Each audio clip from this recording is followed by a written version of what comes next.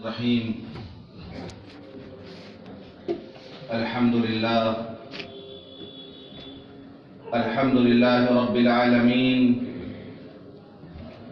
والصلاة والسلام على سيد الأنبياء والمرسلين وخاتم النبيين سيدنا محمد وآله وصحبه أجمعين، ومن تبعهم بإحسان ودعا بدعوتهم إلى يوم الدين. أما بعد، عن أبي هريرة رضي الله عنه قال: قال رسول الله صلى الله عليه وسلم: آية المنافق ثلاث: إذا حدث كذب، وإذا وعد أخلف، وإذا اؤتمن خان، أو كما قال عليه الصلاة والسلام. رواه البخاری و مسلم. محترم بزرگوں، دوستوں اور دینی بھائیوں، گزشتہ جمعے کو حدیث کے حوالے سے یہ بات عرض کی گئی تھی: من سرہ ان یحب اللہ ورسولہ او یحب اللہ ورسولہ، جس کو اس بات سے خوشی ہو،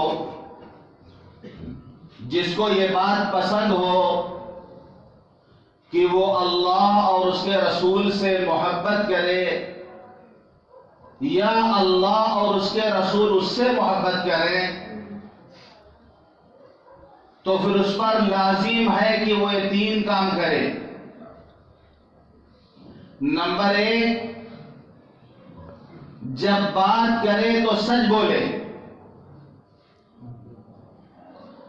آپ نے فرمایا: علیکم بالصدق، سچائی کو لازم پکڑو. فإن الصدق يهدي إلى البر، کیونکہ سچائی نیکی کے راستے پہ ڈال دیتی ہے.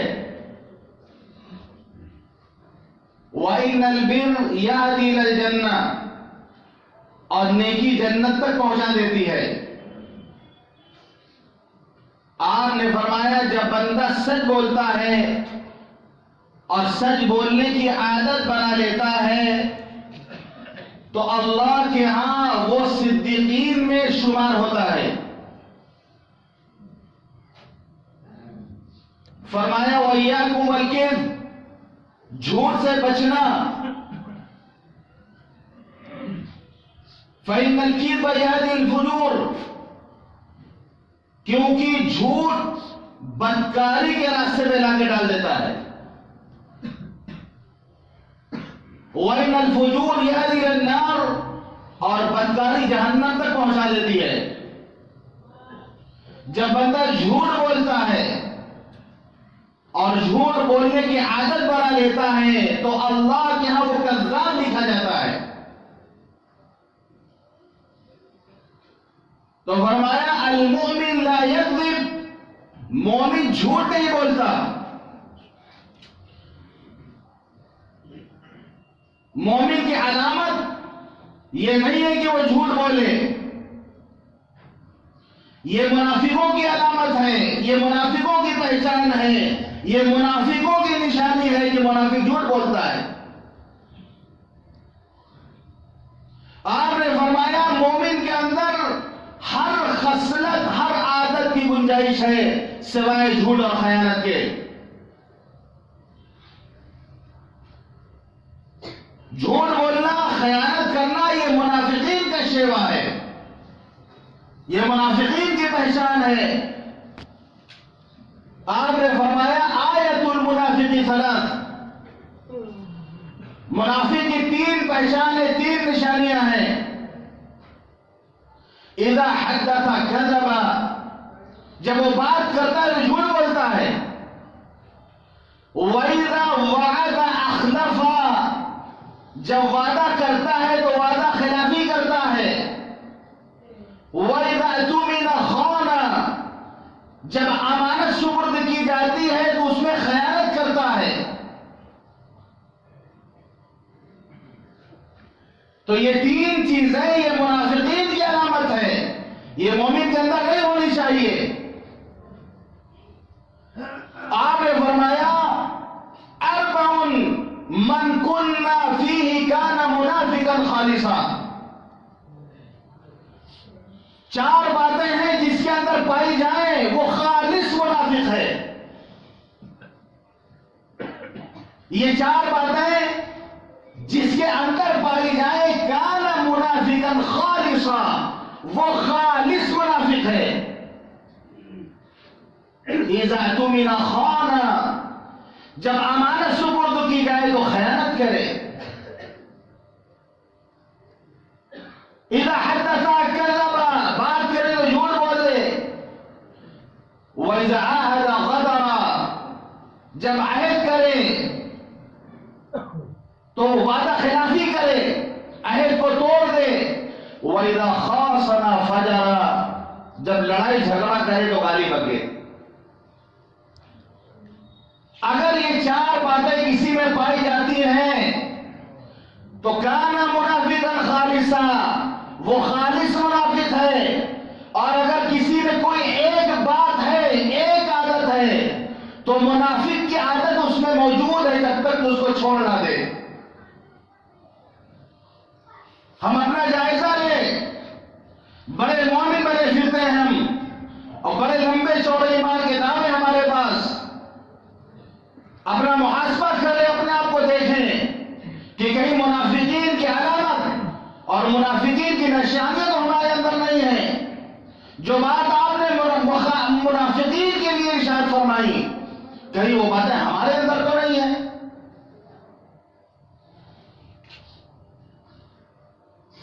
تو پہلی بات یہ ہے کہ آدمی سچ بولے، جھوٹ سے پرہیز کرے.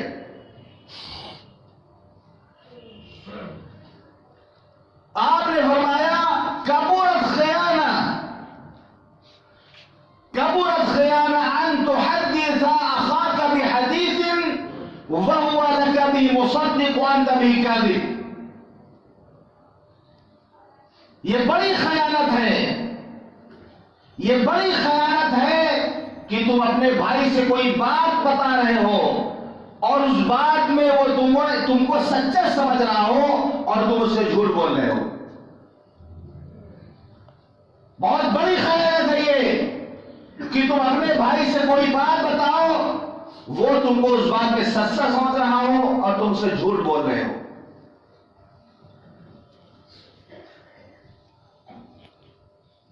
آپ نے فرمایا من اقتطع حق امرئ مسلم بیمینہ، جو کسی مسلمان کا حق جھوٹی قسم کھا کر لے لے، ناجائز قبضہ کر لے. کسی مسلمان کا حق جھوٹی قسم کھا کر لے لے، مال پر ناجائز قبضہ کر لے. فرمایا اوجب اللہ له النار، اللہ نے جہنم کو اس پر واجب کر دیا. وحرم علیہ الجنہ، اور جنت کو اس پر حرام کر دیا. ایک صحابی نے پوچھا اللہ کے رسول وَإِن كَانَ شَيْئًا يَسِيرًا، چاہے وہ معمولی چیز کیوں نہ ہو، چاہے وہ معمولی چیز کیوں نہ ہو، اگر معمولی چیز پر بھی کوئی جھوٹ بول کر جھوٹی قسم کھا کر قبضہ کر لے گا تب بھی اس کو یہ سزا ملے گی. تو آپ نے فرمایا وَإِن كَانَ قَضِيبًا مِنْ أَرَاقٍ، چاہے وہ پیلو کی ایک ٹہنی کیوں نہ ہو. پیلو کی جو مسواک بکتی ہے، مسواک جو آتی ہے، فرمایا چاہے پیلو کی ٹہنی کیوں نہ ہو، اگر حرام طریقے سے جھوٹی قسم کھا کر اگر اس نے اس کو حاصل کیا ہے، اللہ نے جہنم کو اس پر واجب کر دیا اور جنت کو اس کے لیے حرام کر دیا.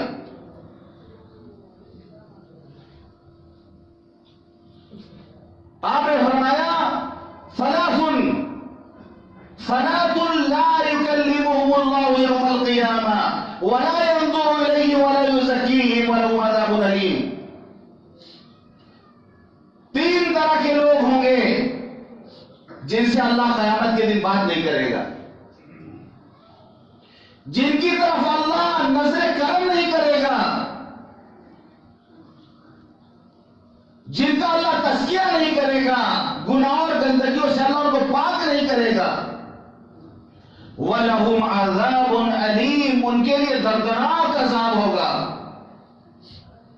حدیث کے راوی حضرت ابو ذر غفاری رضی اللہ عنہ کہتے ہیں خابوا وخسروا، خابوا وخسروا، اللہ کے رسول یہ لوگ تو نامراد ہو گئے، برباد ہو گئے، یہ لوگ تو ٹوٹے میں پڑ گئے. یہ لوگ من ہم یا رسول اللہ، اللہ کے رسول کون ہیں؟ یہ تین لوگ کون ہیں؟ آپ نے فرمایا المسبل، حد سے زیادہ پاجامہ نیچے لٹکانے والا، ٹخنوں سے نیچے پاجامہ لٹکانے والا. المسبل، تہبند کو، پاجامہ کو حد سے زیادہ نیچے لٹکانے والا. ابھی تو فیشن بنا لیا لوگوں نے، کسی کا پاجامہ اوپر ہوتا ہے تو مذاق اڑاتے ہیں کہ بڑے بھائی کا کرتا چھوٹے بھائی کا پاجامہ پہن کے آ گئے. قیامت کے دن سمجھ میں آئے گا، قیامت کے دن سمجھ میں آئے گا، جب غبار ہٹے گا، یہ دھواں ہٹے گا اور اجالا ہوگا تو سمجھ میں آئے گا کہ کون گھوڑے پر سوار تھا اور کون گدھے پر سوار تھا. ابھی مذاق اڑانا آسان ہے.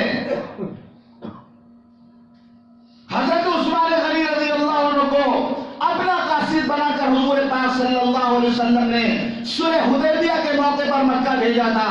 ان کے رشتہ دار نے کہا حضرت عثمان سے کہ آپ کی لنگی، آپ کا تہبند بہت اونچا ہے، آدھی پنڈلی تک اس کو نیچا کر لیجئے، کفار قریش دیکھ کر ہنسیں گے.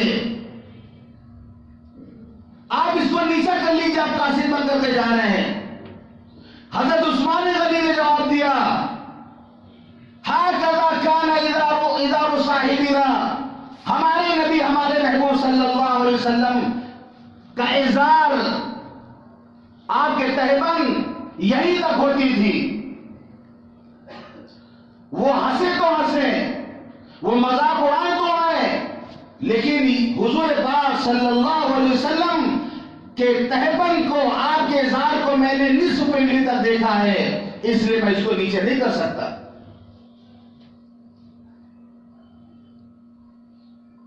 یہ سنت حضور پاک صلی اللہ علیہ وسلم کی کہ ٹخنے سے اوپر پاجامے کا ہونا، لنگی کا ہونا، یہ سنت ہے. ٹخنے سے نیچے ہونا، ما اسفل من الکعبین من الازار فهو فی النار. آپ نے فرمایا ٹخنے سے نیچے جو حصہ جائے گا کپڑے کا وہ جہنم میں جلے گا. کوئی ایسی حدیث لا کے دکھا گے کہ ٹخنے سے نیچے پیجامہ، بیلٹ، لنگی پہننے کی آپ نے فضیلت سنائی ہو.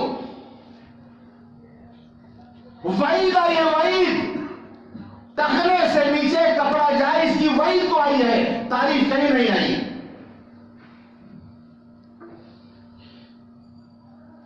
تو آپ نے فرمایا سب سے پہلا المسبل، وہ شخص جو پاجامے کو حد سے زیادہ نیچے لٹکاتا ہو. والمنان، احسان جتانے والا، احسان کر کے جتاتا ہو. کسی پر کبھی احسان کر دیا، چار آدمی سامنے اس کی عزت توڑ لی، اس نے چار آدمی کے منہ کو اس کا تذکرہ کر دیا. کبھی موقع پڑا تو احسان جتا دیا کہ ہم نے تمہارے ساتھ ایسا کیا تھا. احسان جتانے والا. والمنفق سلعته بحلف الكاذب، تیسرا وہ جو جھوٹ بول کر اپنا سامان بیچتا ہے. جو جھوٹ بول کر اپنا سامان بیچتا ہے، جب وہ سامان بیچنے دکان میں بیٹھتا ہے تو جھوٹ بول بول کر، قسم کھا کھا کر کے اپنا سامان بیچتا ہے.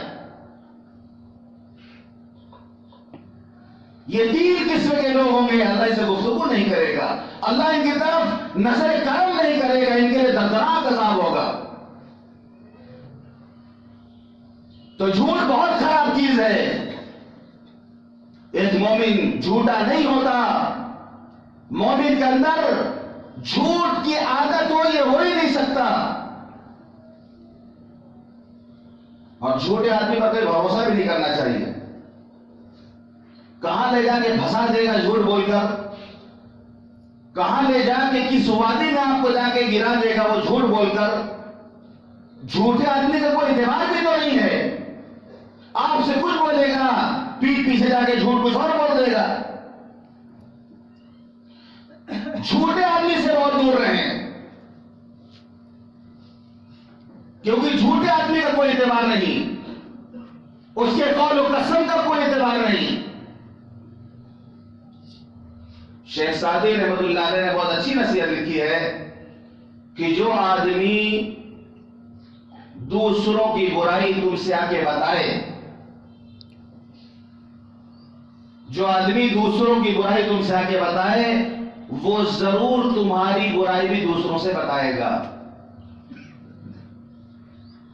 دوسروں کی برائی سننے میں تو بہت مزہ آتا ہے ہم کو, لیکن یہ نہ بھولے کہ وہ ہماری برائی آگے دوسروں سے کرے گا.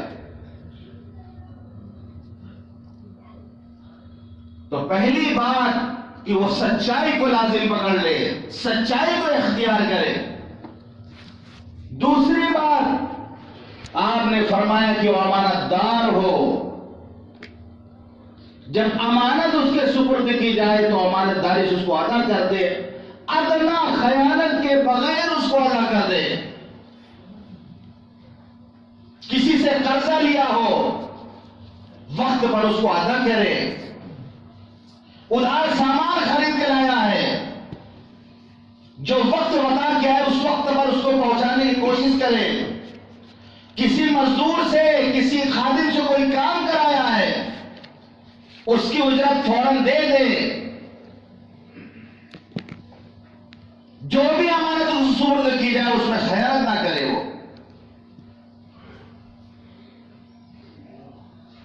ایک واقعہ ہے, تقریباً بخاری شریف میں 7 جگہ بخاری نے اس کا تذکرہ کیا. بہت ہی عبرتناک واقعہ ہے کہ حضور پاک صلی اللہ علیہ وسلم نے صحابہ کرام کے درمیان بنی اسرائیل کے ایک شخص کا واقعہ بیان کیا کہ بنی اسرائیل میں ایک شخص تھا, اس کو 1000 دینار کی ضرورت تھی, قرض لینا تھا اس کو. تو دریا کے اس پار کوئی مالدار تھا, وہاں گیا وہ اور اس نے اس سے قرض مانگا. اس نے کہا میں قرض دینے کو تیار ہوں لیکن گواہ لے کے آؤ.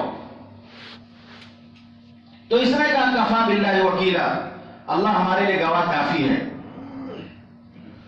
ٹھیک ہے, اللہ گواہ کافی ہے. اچھا کوئی کفیل لے کے آؤ کہ اگر تم نہ ملو, تم سے نہ ملاقات ہو, تم نہ دے سکو تو کوئی کفیل ہو, کوئی ذمہ داری لے کے ہم اس سے وصول لیں گے. تو اس نے کہا کفا باللہ وکیلا, اللہ وکیل ہے, اللہ کافی ہے وکالت کے لیے. وہ تیار ہو گیا, اس نے 1000 دینار اس کو دے دیا, وہ چلا ہے لے کے. ایک وقت متعین کر کے آ گیا کہ اتنے وقت تک ہم آپ کا پیسہ واپس کر دیں گے. جب وقت آیا تو یہ شخص 1000 دینار لے کر چلا. جب دریا کے کنارے پہنچا تو اتفاق سے کوئی کشتی نہیں تھی. اس نے بہت تلاش کیا, کوئی کشتی نہیں. اور آج کی تاریخ ہے, آج کے دن دینا ہے ہمیں, وعدہ کر کے آئے ہیں, اس کو پورا کرنا ہے. پریشانی کے عالم میں ادھر ادھر تلاش کر رہا, کوئی کشتی نہیں ملی. اس اللہ کے بندے نے ایک لکڑی لی, لکڑی میں سوراخ کیا اور 1000 دینار اس نے اس میں رکھ دیا. دینار یا درہم دونوں میں سے کوئی ایک لفظ ہے, دینار ہے یا درہم, 1000 درہم یا 1000 دینار اس نے رکھ دیا اس میں, اور ایک پرچی لکھ کر کے ڈال دی. اس میں ایک پرچی لکھ کر ڈال دی اور اللہ سے دعا کی کہ اللہ یہ دریا ہمارے بیچ میں حائل ہے, کشتی کوئی نہیں ہے, تو تو وکیل بھی تو، کفیل بھی تو. وقت پورا ہو گیا، ہمیں قرض واپس کرنا ہے، دریا بیچ محل ہے، اے اللہ مدد فرما. اور پھر اس نے اس لکڑی کو دریا میں ڈال دیا. اتفاق سے جس سے پیسہ لیا تھا اس نے سوچا اتنی دیر ہو گئی تک وہ قرض دینے نہیں آیا ابھی تک. وہ وصولنے کے لیے وہ اپنے گھر سے چلا دریا کے کنارے آیا. آنے کے بعد یہاں اس کو بھی کشتی نہیں مل رہی، تلاش کیا نہیں مل رہی. دیکھا کہ لکڑی بہتی ہوئی چلی آ رہی ہے. اس نے اٹھا لیا کہ چلو گھر میں عورتیں جلائیں گی، اس کو جلانے کے کام ہے، جلاون کے کام آ جائے گا. لے کے گیا، جب اس کو اس نے جو ہے پھاڑا اور چیرا اس کو تو دیکھا اس میں سے پیسہ نکلا، پرچی نکلی. اس نے پڑھ لیا اس کو، امانت اس تک پہنچ گئی.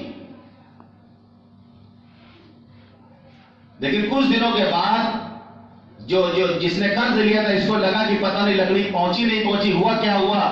پھر اس نے 1000 دینار کا انتظام کر کے بعد میں گیا ان کے پاس، دینا چاہا تو اس نے بتایا کہ تمہارا قرض مجھ کو مل چکا ہے، تمہارا قرض جو تم نے لیا تھا وہ ادا ہو چکا ہے، وہ چیز مجھے مل گئی، وہ امانت مجھے مل گئی ہے. تو من کان للہ کان اللہ لہ، جو اللہ کا ہو جاتا ہے اللہ اس کا ہو جاتا ہے، جو اللہ کا ہو جاتا ہے اللہ اس کا ہو جاتا ہے. امام بخاری رحمۃ اللہ نے اس واقعے کو اپنے صحیح بخاری میں تقریباً 7 جگہ نقل کیا ہے. تو ایک مومن کے اندر امانت داری ہونی چاہیے.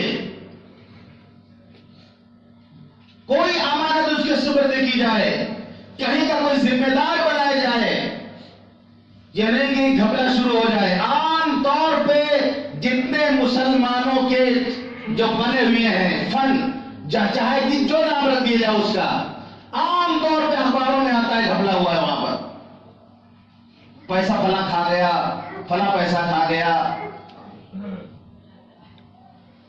تو معلوم یہ ہوا کہ آج امانت داری ختم ہوتی جا رہی ہے.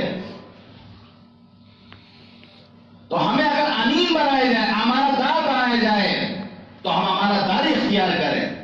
ایک شخص تھے، ان کا نام تھا مبارک نام کے شخص تھے. ایک انار کے باغ میں کام کرتے تھے. وہ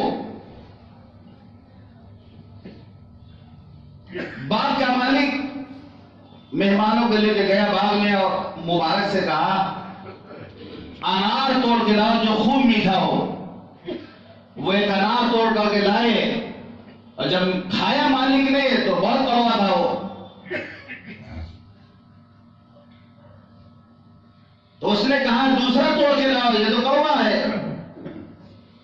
دوسرا انار توڑ کے لائے، دوسرے پیڑ سے لائے، اس کو بھی دیکھا تو وہ بھی تیکھا کڑوا، میٹھا نہیں تھا.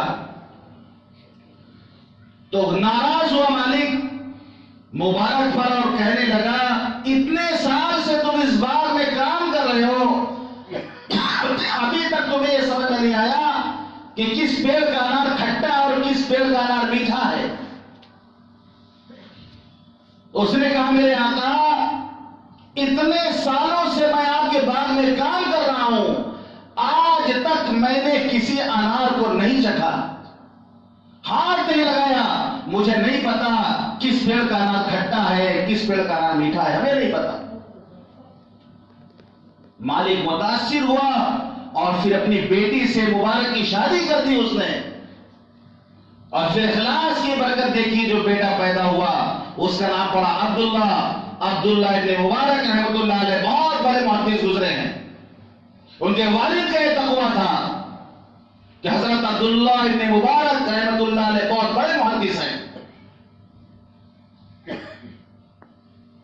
آپ نے فرمایا المستشار مؤتمن، جس سے مشورہ کیا جاتا ہے وہ امین ہوتا ہے، امانت اس کے سپرد کی جاتی ہے.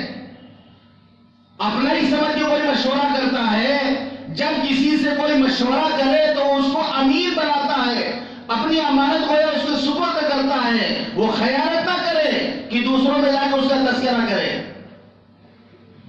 آپ نے فرمایا المجالس بالامانہ، مجلسیں امانت داری کے ساتھ ہونی چاہیے. کہ اگر مجلسوں میں مجلسوں میں کوئی راز کی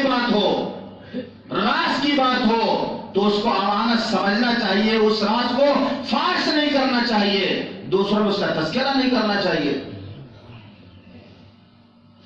ہم لوگوں کا حال یہ ہے، اگر کوئی اپنی بات ہم لوگوں کو بتا دیتا ہے، منع کرتا ہے وہ کہ دیکھیے ہم آپ سے صرف بتا رہے ہیں، کسی سے مت بتائیے گا، وہ تو بتاتا ہے اور منع بھی کرتا ہے کہ کسی سے مت کہنا۔ حدیث میں تو یہاں تک آیا ہے کہ اگر کوئی راز کی بات بتائے اور دائیں بائیں وہ دیکھے تو اس کا مطلب اس بات کو چھپانا چاہ رہا ہے وہ، کہ کوئی دوسرا تو نہیں سن رہا۔ دائیں بائیں دیکھنے کا مطلب یہ ہے کوئی دوسرا تو نہیں سن رہا۔ اب وہ امانت ہے کہ آدمی اس کا تذکرہ دوسروں سے نہ کرے۔ ہم لوگوں کا حال یہ ہے کہ دوسروں کی باتیں اپنے دوستوں کو بتاتے ہوئے پھیلا کے یہ بات بتائی تھی، اس نے منع بھی کیا، لیکن دوست تم سے صرف بتا دے رہے ہیں، بس تم کسی سے مت بتانا۔ یہ بھی ہم کہتے ہیں کہ منع بھی کیا اس نے کہ کسی سے تذکرہ مت کرنا، لیکن ہم صرف تم سے بتا رہے ہیں، تم کسی سے نہ بتانا۔ جب راز کی بات تم ہضم نہیں کر سکے تو سامنے والے سے کیا امید کہ وہ نہیں بتائے گا دوسروں سے؟ اسی طریقے سے پھر اس سے بھی ہضم نہیں ہوتا اور وہ بات پھیل جاتی ہے۔ محققین نے تحقیق کی کہ ایک عورت کتنی دیر تک راز رکھ سکتی ہے، بات کو برداشت کر سکتی ہے۔ تحقیق کے نتیجے میں بات یہ سامنے آئی کہ ایک عورت 24 گھنٹے سے زیادہ راز کو راز نہیں رکھ سکتی۔ 24 گھنٹے سے زیادہ وہ بات برداشت نہیں کرے گی، پکا دوسروں کو بتا دے گی جا کے۔ یعنی آزمایا گیا، بے شمار عورتوں کو بتا کے آزمایا گیا، لیکن 24 گھنٹے سے زیادہ کوئی اس کو ہضم نہیں کر سکا۔ تو ہمارے اندر امانت داری ہونی چاہیے۔ کوئی اگر راز ہمیں بتائے، کوئی اپنی خاص بات ہمیں بتائے تو اس کو امانت سمجھنا چاہیے۔ بنو قریظہ قبیلہ تھا مدینہ منورہ کے پاس، یہودیوں کا، ان کے بارے میں فیصلہ کرنا تھا۔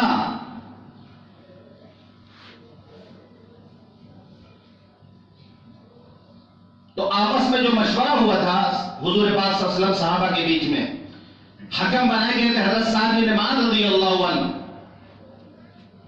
حضرت سعد بن معاذ رضی اللہ عنہ جو فیصلہ کریں ان کے بارے میں وہی ہوگا۔ تو اتفاق سے حضرت ابو لبابہ رضی اللہ عنہ نے راز فاش کر دیا، بتا دیا بنی قریظہ کو۔ بتایا کیا؟ اشارہ کر دیا کہ جو ہے یہی فیصلہ ہوگا تمہارے حق میں، اشارہ کر دیا یہی فیصلہ ہوگا تمہارے۔ بتانے تو بتا دیا، لیکن جب احساس ہوا یہ تو راز کی بات تھی، نہیں بتانا چاہیے تھا۔ واپس آئے، مسجد نبوی میں ایک کھمبا تھا، اس سے اپنے آپ کو باندھ دیا کہ جب تک خود حضور پاک صلی اللہ علیہ وسلم ہمیں آگے نہیں کھولیں گے، اللہ ہماری توبہ قبول نہیں کرے گا، ہم ہی پہ بندھے رہیں گے۔ اپنے آپ کو انہوں نے باندھ لیا اسی کھمبے میں، ایک ہفتہ بندھے رہے، یہاں تک کہ پھر اللہ نے ان کی توبہ قبول کی اور حضور پاک صلی اللہ علیہ وسلم نے اپنے دست مبارک سے کھولا اپنے رسی کو۔ ریاض الجنہ میں وہ حصہ موجود ہے، ریاض الجنہ میں وہ جگہ موجود ہے، وہ کھمبا جہاں پہ حضرت ابو لبابہ نے باندھا تھا اپنے آپ کو، جہاں پہ ان کی توبہ قبول ہوئی تھی۔ اس کھمبے کا نام ہے استوانہ ابو لبابہ، اور استوانہ توبہ بھی کہا جاتا ہے کیونکہ وہاں پہ توبہ قبول ہوئی تھی ان کی۔ تو وہاں پہ بھیڑ ہوتی ہے، لوگ وہاں نماز پڑھتے ہیں، دعائیں کرتے ہیں کہ یہ دعا کے قبول ہونے کی جگہ ہے یہ، تو وہ جگہ محفوظ ہے مسجد نبوی میں۔ تو صحابی رسول تھے، ان سے ایک خطر سرزد ہو گئی تھی، فوراً احساس ہوا انہیں۔ تو دوسرا کام یہ کرنا ہے، اپنے اوپر لازم پکڑنا ہے کہ ہم امانت دار بنیں۔ نمبر 1 سچائی کو اختیار کریں، نمبر 2 امانت داری کو اختیار کریں، نمبر 3 مختصر 1 منٹ میں بتا رہا ہوں۔ نمبر 3 آپ نے بتایا کہ اپنے پڑوسی کا اچھا خیال رکھیں، اپنے پڑوسی کا خیال رکھیں۔ پڑوسیوں کے بارے میں بیان ہوتا رہتا ہے، پڑوسی تین طرح کے ہوتے ہیں. ایک پڑوسی وہ ہوتا ہے جو رشتہ دار بھی ہوتا ہے، مسلمان بھی ہوتا ہے، پڑوسی بھی ہوتا ہے. ایک پڑوسی وہ ہوتا ہے جو مسلمان ہوتا ہے اور پڑوسی ہوتا ہے. ایک پڑوسی وہ ہوتا ہے جو غیر مسلم ہوتا ہے، پڑوسی ہوتا ہے. سارے پڑوسیوں کا جو حق ہے ان کو دیا جائے، پڑوسی کے ساتھ اچھا سلوک کیا جائے. آپ نے فرمایا واللہ لا یؤمن واللہ لا یؤمن واللہ لا یؤمن، 3 مرتبہ قسم آپ نے فرمایا کہ وہ مومن نہیں، وہ مومن نہیں، وہ مومن نہیں. پوچھا گیا من یا رسول اللہ، اللہ کے رسول کون مومن نہیں؟ آپ نے فرمایا من لا یأمن جارہ بوائقہ، جس کی شرارت سے اس کے پڑوسی محفوظ نہ ہو. آپ نے فرمایا من کان یؤمن باللہ والیوم الآخر فلیکرم ضیفہ، جو اللہ اور آخرت دن پر ایمان رکھتا ہو وہ پڑوسیوں کا اکرام کرے. آپ نے فرمایا من کان یؤمن باللہ والیوم الآخر فلا یؤذی جارہ، جو اللہ اور آخرت دن پر ایمان رکھتا ہو پڑوسی کو نہ ستائے. ہمارے جو پڑوسی ہیں ان کا حق ہے. یہاں تک آپ نے فرمایا کہ اپنی دیوار کو اتنی اونچی مت اٹھاؤ کہ تمہارے پڑوسی کے ہوا جانا بند ہو جائے، دھوپ جانا بند ہو جائے. آپ نے یہاں تک فرمایا جب پھل لے کر کے جاؤ تو چھپا کر کے لے جاؤ کہ پڑوسی دیکھ نہ پائے. کوشش کرو کہ تمہارے بچے وہ پھل باہر لے کے نہ کھائیں کہ پڑوسی کے بچے دیکھیں گے تو ان کو تکلیف ہوگی. فرمایا کھانا اتنا خوشبودار نہ بناؤ کہ جس کی خوشبو سو کر تمہارے پڑوسی پریشان ہو. اگر ایسا کرنا پڑے تو 1 چمچہ ان کا بھی بھیج دو، سالن بڑھا ان کا بھی ہلدیا کر دو، بھیج دو. اتنی رعایت پڑوسیوں کی گئی ہے، اتنی رعایت پڑوسیوں کی گئی ہے کہ حضرت عبداللہ بن عمر رضی اللہ عنہ کے پڑوس میں یہودی رہتے تھے. آپ کھانا بھیجتے تھے اپنے یہودی پڑوسی کے ہاں. حضرت عبداللہ بن مبارک جن کا بھی میں نے تذکرہ کیا آپ کے سامنے، ان کا ایک یہودی پڑوسی تھا، وہ مکان بیچ رہا تھا اور مکان کا دام اس نے دوگنا لگایا. کسی نے کہا کہ اس محلے میں تو اتنے دام کا مکان مل جاتا ہے اور آپ دوگنا دام میں بیچ رہے ہیں. تو اس نے کہا ایک آدھا دام تو مکان کا ہے اور دوگنا دام عبداللہ ابن مبارک کے پڑوس میں رہنے کا ہے. یعنی اتنا اچھا پڑوسی ہم تم کو دے رہے ہیں، اسے پڑوسی کے بغل میں مکان دے رہے ہیں تو دگنا دام دینا ہوگا اس کے لیے. تو ہم ایسا اخلاق بنائیں، ہمارا جو ہے برتاؤ پڑوسیوں کا ایسا اچھا ہو. تو یہ کمال ایمان کی نشانی ہے، یہ مومن کی پہچان ہے. تو جو اللہ اور اس کے رسول سے محبت کا دعویٰ کرے یا وہ یہ چاہتا ہو کہ اللہ اور اس کے رسول اس سے محبت کرے تو یہ 3 کام کرے: سچ بولے، امانتداری اختیار کرے، پڑوسیوں کے ساتھ اچھا سلوک کرے. اللہ تعالی ہم سب کو کہنے اور سننے عمل کرنے کی توفیق عطا فرمائے. وآخر دعوانا الحمدللہ رب العالمین.